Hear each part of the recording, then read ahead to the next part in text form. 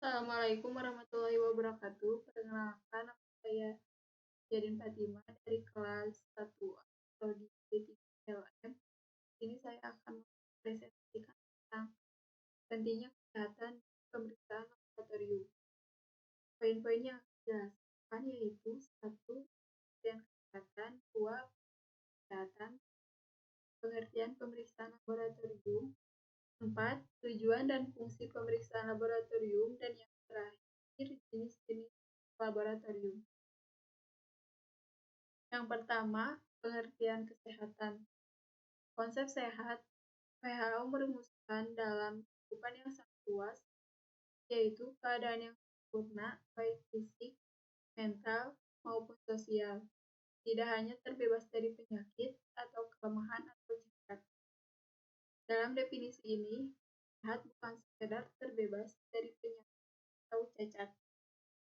Sedangkan menurut Undang-Undang Nomor 23 Tahun 1992, kesehatan merupakan keadaan sejahtera dari badan, jiwa, dan sosial yang memungkinkan setiap orang hidup produktif secara sosial dan ekonomi. Sedangkan menurut para ahli yaitu Perkins mengatakan bahwa kesehatan merupakan suatu keadaan yang seimbang dan dinamis antara bentuk dan tubuh, juga berbagai faktor pengaruh. Sedangkan menurut White menjelaskan sehat sebagai suatu keadaan di mana seseorang pada waktu diperiksa tidak memiliki keluhan apapun atau tidak ada tanda-tanda kelainan atau penyakit. Secara umum, kesehatan adalah keadaan yang seimbang, yang dinamis, dipengaruhi genetik, lingkungan, dan pola hidup sehari-hari seperti makan, minum, seks, kerja, istirahat, hingga pengelolaan kehidupan emosional. Status kesehatan tersebut menjadi rusak bila keadaan seimbang terganggu. Tetapi kebanyakan kerusakan pada periode-periode awal bukanlah kerusakan yang serius jika orang mau menyadari. Pentingnya kesehatan manusia. Salah satu ruang lingkup kesehatan masyarakat yang menjadi sorotan di Indonesia adalah penyakit menular seperti tuberkulosis atau TBC dan diabetes mellitus. Penyakit yang sering terjadi di kalangan lansia, namun tidak menutup kemungkinan di kalangan dewasa, yaitu darah tinggi atau hipertensi. Dan yang terakhir, gizi masyarakat. Terkait penyakit menular, sering terjadi di kalangan masyarakat Indonesia dikarenakan penyebab penyakit tersebut ada di sekeliling kita, yaitu bakteri atau virus. Sedangkan terkait gizi masyarakat, masih banyak masyarakat dalam pemenuhan gizi belum sempurna sehingga menyebabkan beberapa kasus seperti pusung lapar, kwashiorkor, marasmus, anemia, gondok, dan lain-lain. Pentingnya kesehatan masyarakat harus benar-benar mendapatkan perhatian, karena masyarakat bisa menjadi cerminan suatu negara. Negara bisa terus berkembang karena ada masyarakat yang menyumbangkan SDM-nya.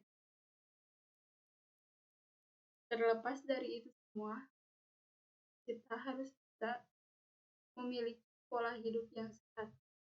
Di antaranya, rajin minum air mineral, tidur yang cukup, olahraga, makan buah-buahan, makan sayur mayur, meditasi, atur pernapasan, konsumsi cemilan yang sehat, konsumsi vitamin, berjemur di pagi hari, kurangi makanan yang banyak mengandung gula, hindari rokok, hindari stres, Dan yang terakhir, rutin cek kesehatan. Poin ketiga, pengertian pemeriksaan laboratorium. Laboratorium kesehatan adalah laboratorium di mana berbagai macam dilakukan pada spesimen biologis untuk mendapatkan informasi tentang kesehatan pasien. Sedangkan pemeriksaan laboratorium adalah suatu tindakan dan prosedur pemeriksaan khusus dengan mengambil bahan atau sampel dari penderita, dapat berupa urin, darah, putum, feses, dan sebagainya untuk menentukan diagnosis atau membantu menentukan diagnosis penyakit bersama dengan tes penunjang lainnya, anamnesis, dan pemeriksaan lainnya. Yang keempat, tujuan pemeriksaan laboratorium. Menyaring berbagai penyakit dan mengarahkan tes ke penyakit tertentu, misalnya dengan urinalisis, menghasilkan bilirubin dan urobilin yang positif, yang berarti terus. Menegakkan atau menyingkirkan diagnosis, misalnya TBC, diabetes mellitus, anemia, dan malaria.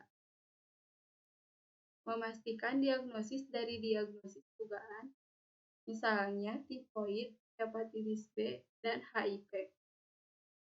Memasukkan atau mengeluarkan dari diagnosis diferensial, misalnya pasien dengan panas tifoid, malaria, Dengue hemorrhagic fever, atau yang sering dikenal dengan demam berdarah. Menentukan beratnya penyakit, misalnya hepatitis dan infeksi saluran kemih. Menentukan tahap penyakit, misalnya penyakit kronis seperti TBC paru dan sirosis hati. Menyaring penyakit dalam seleksi calon donor. Membantu menentukan rawat inap, misalnya observasi tifoid, leukemia, dan lain-lain. Membantu dalam menentukan terapi atau pengelolaan dan pengendalian penyakit, misalnya leukemia. Dan yang terakhir, membantu ketetapan terapi, misalnya tes kepekaan kuman. Sedangkan untuk fungsi pemeriksaan laboratorium, 1. Screening atau uji saring. Adanya penyakit subklinis dengan tujuan menentukan resiko terhadap suatu penyakit dan mendeteksi dini penyakit, terutama bagi individu berisiko tinggi, walaupun tidak ada gejala atau keluhan.